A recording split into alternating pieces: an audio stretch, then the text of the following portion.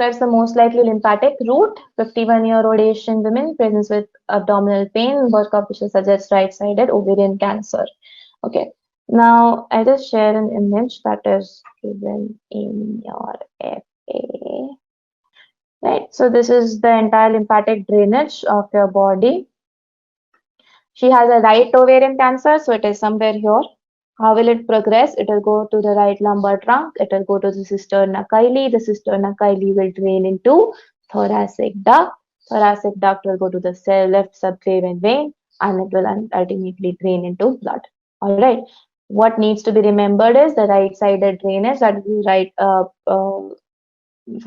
right-sided drainage is only the right face, upper trunk, and the right hand. So the right lumbar cisterna chyli will not drain on the right side, it will drain into the thoracic duct, which is on the left side. Okay. So there's that. Hence, right bronchomediastinal trunk will be ruled out. If it were somewhere in the right arm or right upper thorax, you would have gone for option C. Thanks for watching. Please give a thumbs up and subscribe for more.